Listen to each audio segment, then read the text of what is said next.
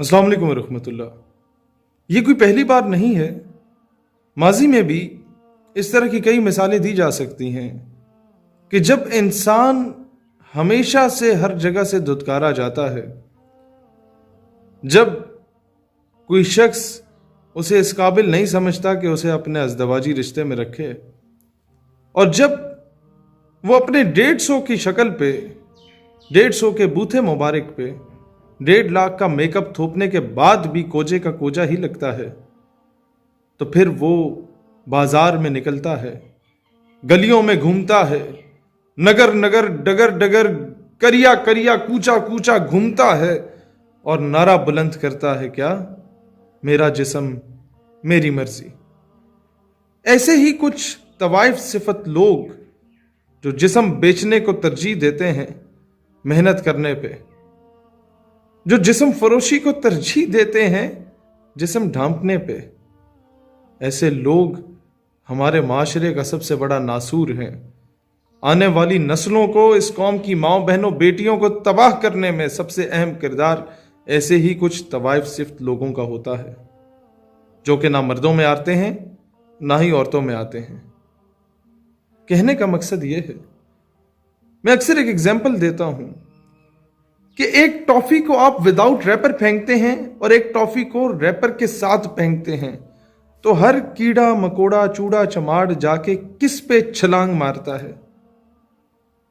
उसी टॉफी पे जो रैपर के बगैर फेंकी जाती है। यह है पर्दे का कॉन्सेप्ट इस्लाम में। इस्लाम ने कोई ये नहीं कहा कि जबरदस्ती उसे औरत को चादर चार दीवारी के अंदर रखो नहीं तो ये हो जाएगा। इस्लाम ने ऑनर दिया, इस्लाम ने रिस्पेक्ट दी। वो मां जिसके रेट गलियों बाजारों में लगाए जाते थे, आफ्टर इस्लाम रसूलुल्लाह अलैहि सल्लम ने फरमाया, नहीं, माओ के कदमों तले जन्नत है।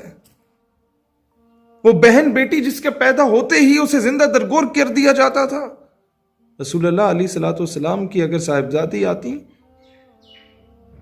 तो आप अपनी काली कमली, अपनी चादर मुबारक बिछा दिया करते, आपके ऑनर में खड़े हो जाते।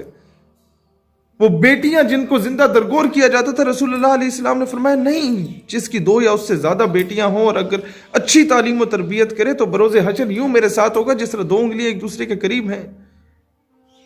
लेकिन आज शायद कुछ ऐसी औरतें अपनी हवस मिटाने के लिए हम जिन्स परस्ती को भी तरजीह दे रही हैं, पाकिस्तान की आइडियोलॉजी पे भी वार कर रही हैं, पाकिस्तान के असास पे भी हमला कर रही हैं, हमारी नज़रियाती असास पे भी हमला कर रही हैं।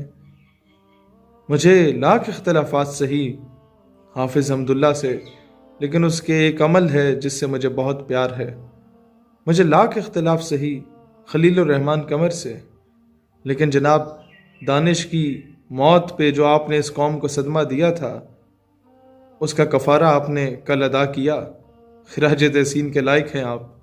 अल्लाह ताला हर मुहिब वतन पाकिस्तानी को सलामत रखे और अल्लाह ताला पाकिस्तान को, वतन अजीज़ को इन तवाइफ़ों से छुटकारा दिलाए जो इस पाकिस्तान की नज़रियाती असास पे एक बहुत बड़ी धब्बा बन चुकी हैं और दीमक की तरह इस मुल्क को चाट रही हैं, जिनकी शक्लें नहीं हैं, बूथे इस काबिल नहीं हैं, नहुसत टपक रही होती है चेहरों से और बातें कर रही होती हैं मेरा जिस्म मेरी मर्जी। शक्ल देखो, औकात देखो और हरकतें देखो।